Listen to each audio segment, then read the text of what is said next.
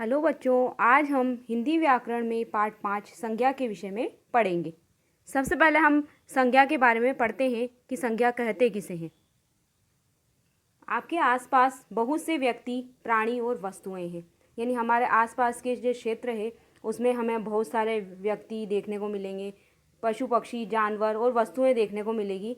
आप अपने घर के अध्ययन कक्ष में जहाँ पर आप पढ़ाई करते हैं वहाँ पे आपको अनेक वस्तुएं दिखाई देगी, जैसे कि मेज, कुर्सी, पंखा, लैंप, ग्लोब, पुस्तकें, पेन, खिड़की, दरवाज़ा, ये सभी वस्तुएं हैं। इन सभी वस्तुओं को किसी न किसी नाम से पुकारते हैं। घर से बाहर निकलकर आप चारों तरफ देखिए, वहाँ भी आपको सैकड़ों वस्तुएं दिखाई देती है। यानी जब हम घर से बाहर निकलते हैं तब भी हमें अनेकों सैकड़ों वस्तुएं वहाँ पर दिखाई देती है। संसार में सिर्फ बेजान वस्तुएं ही नहीं, लोग हैं, पशु पक्षी हैं, गांव, शहर आदि स्थान हैं। इन सबको हम किसी ना किसी नाम से जानते हैं। यानी हम जब पूरे विश्व में, पूरे संसार में अगर घूमेंगे तो हमें वहाँ पर सजीव वस्तुएं भी दिखाई देगी और निर्जीव वस्तुएं भी दिखाई देगी। तो दोनों ही तरह की वस्तुओं के कोई ना कोई नाम होते हैं। वो सब क्या कहलाते हैं? संज्ञा कहलाते हैं। अब यहाँ पे आप देखिए, एक चित्र दिया हुआ है आपकी किताब में। ये चित्र जो है एक मेले का दृश्य है। यहाँ पर मेला दिखाया गया है। यहाँ पर देखिए एक मिठाई की दुकान है, गुब्बारे वाला एक व्यक्ति खड़ा है, आइसक्रीम की दुकान है और किताबें की दुकान है। और बच्चे, आप बहुत सारे बच्चे यहाँ पर मेले में घूम रहे हैं। और ये सब जो वस्तुएं हमें दिखाई दे रही है, ये व्यक्ति और वस्तुएं, ये सब दिखाई दे रहे हैं, ये सब संज्ञा है। अब देखिए, यह मेले का एक दृश्य है। इसमें बहुत से व्यक्ति, प्राणी और वस्तुएं हैं। उन सभी के भी नाम होते हैं। नाम वाले शब्द संज्ञा कहलाते हैं। अब आप गए होंगे कि किसी भी व्यक्ति, वस्तु, स्थान, प्राणी या भाव के नाम को संज्ञा कहते हैं। यानी संज्ञा की परिभाषा होती है किसी व्यक्ति, वस्तु, स्थान, प्राणी, भाव, गुण, दोष, अवस्था के नाम को संज्ञा कहते हैं। जैसे राम, मोहन, किताब, दिल्ली, ईमानदारी, इस तरह के जो उदाहरण हैं ये सारे संज्ञा के उदाहरण होते हैं। इसमें देखो, व्यक्ति का नाम भी आ गया, वस्तु का भी आ गया और गुण का भी आ गया, दोष, भाव, ये सब इसमें बताए गए हैं। तो ये संज्ञा के उदाहरण हैं। अब हम लोग संज्ञा के भेद पढ़ेंगे। संज्ञा के 5 भेद होते हैं।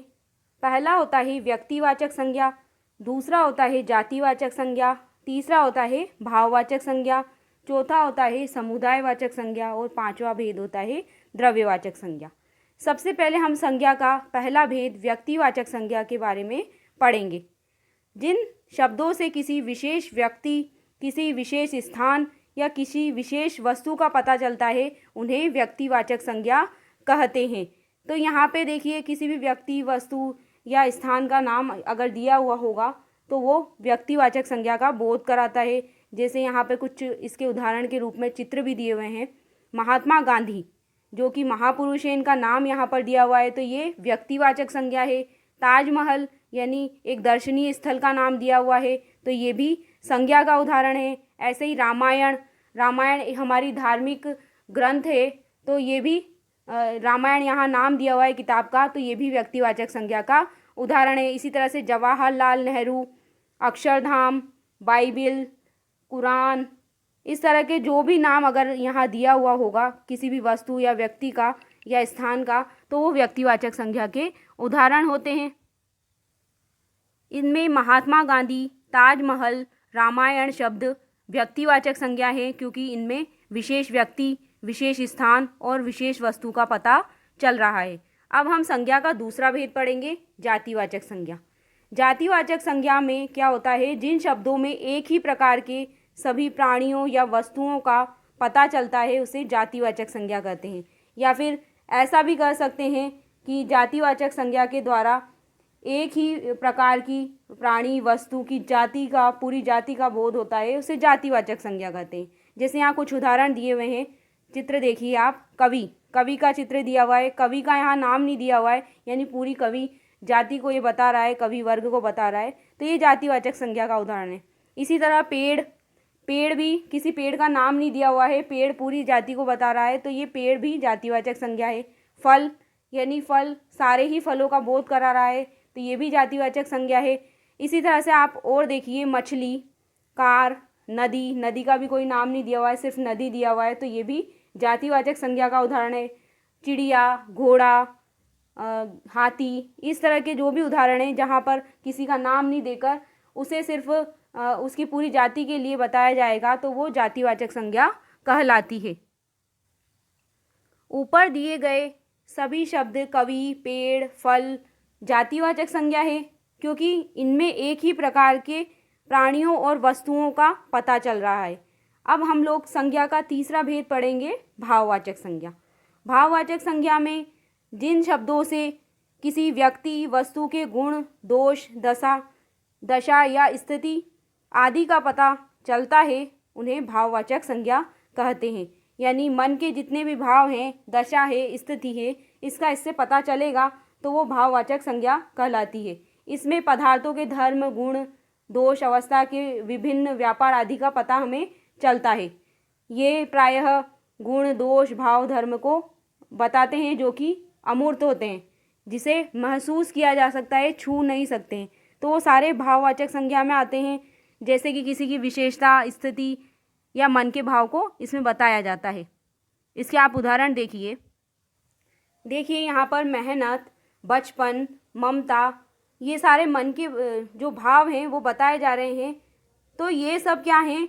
भाववाचक संज्ञा के उदाहरण हैं। यहाँ मेहनत, बचपन, ममता शब्द भावों को प्रकट कर रहे हैं। आप भी इन्हें अपने मन में महसूस कर सकते हैं, इन्हें छू या पकड़ नहीं सकते हैं, इसलिए ये भाववाचक संज्ञा है।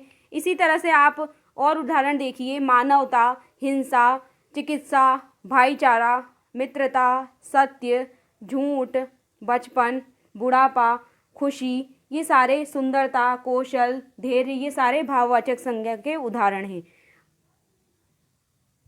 भाववाचक संज्ञाएं निम्नलिखित 4 प्रकार की होती है, जो विकारी होती है। विकारी मतलब इसमें लिंग, वचन, कारक, पुरुष, काल के अनुसार परिवर्तन किया जा सकता है।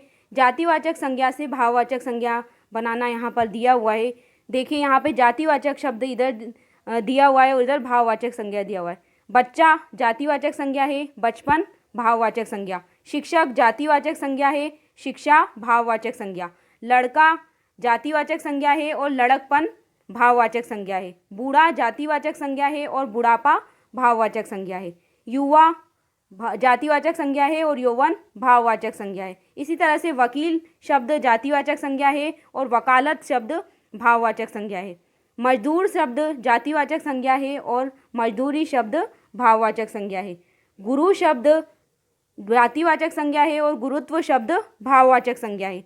सेवक शब्द जातिवाचक संज्ञा है और सेवा शब्द भाववाचक संज्ञा है। भाव शब्द भाई शब्द जातिवाचक संज्ञा है और भाईचारा भाववाचक संज्ञा में आता है। इसी तरह से विशेषण से भाववाचक संज्ञा बनाना आपको यहाँ दिया हुआ है। विशेषण से भाववाचक संज्ञा यहाँ दी हुई है। गरीब शब्द विशेषण है और गरीबी शब्द यानी गरीब होने के भाव गरीबी कहलाता है, तो वो भाववाचक संज्ञा है। कोमल शब्द विशेषण है और भाववाचक संज्ञा बन जाएगी कोमल से कोमलता। चतुर शब्द विशेषण है और विशेषण चतुर शब्द से बन जाएगा चतुराई। हिंसक शब्द विशेषण है और हिंसा शब्द भाववाचक संज्ञा इससे बन जाएगी। ऊंचा शब्द विशेषण है और ऊंचाई शब्द इसकी भाववाचक संज्ञा बन जाएगी ऊंचा से। ऐसे ही खट्टा शब्द विशेषण है, खटाश शब्द भाववाचक संज्ञा है।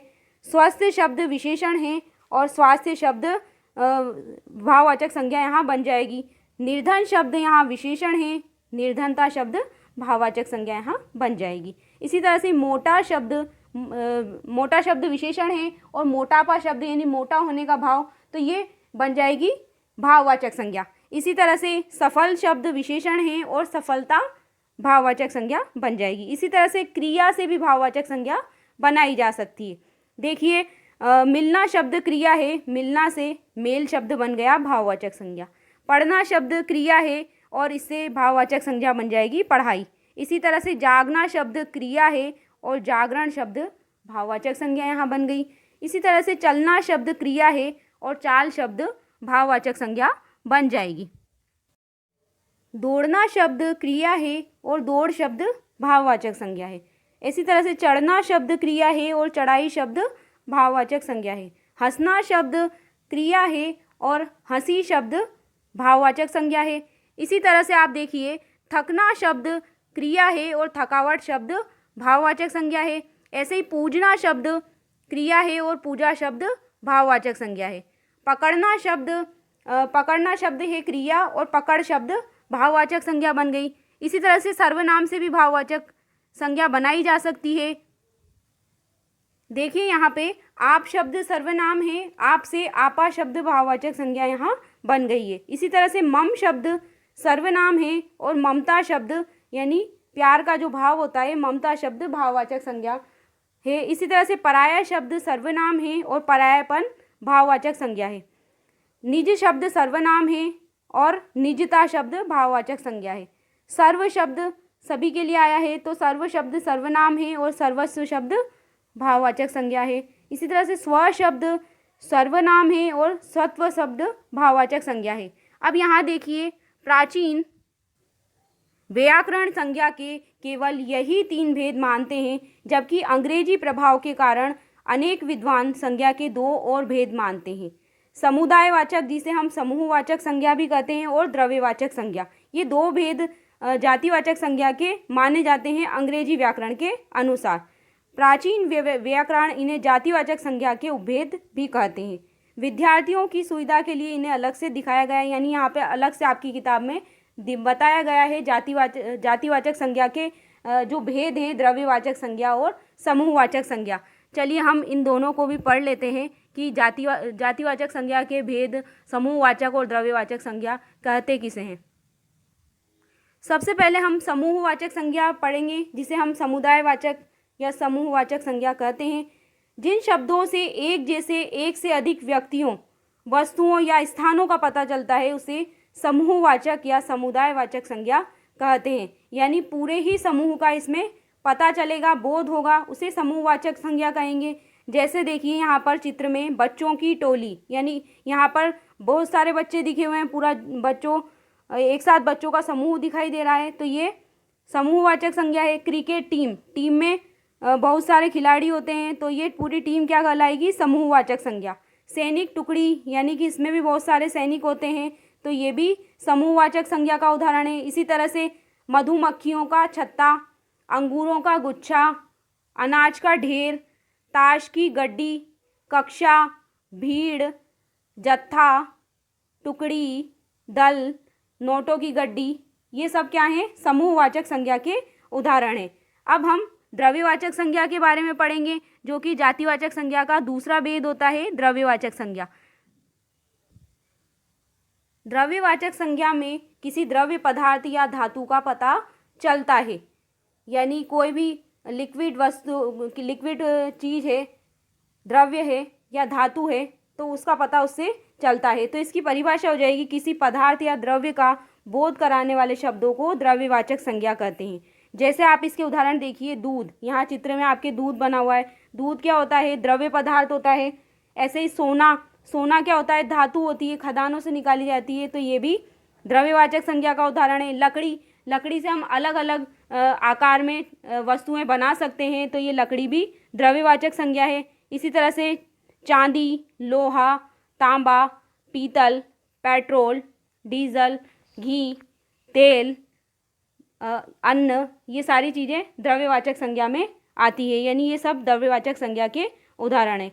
इस तरह से हमने हिंदी व्याकरण में संज्ञा को पढ़ लिया है। धन्यवाद।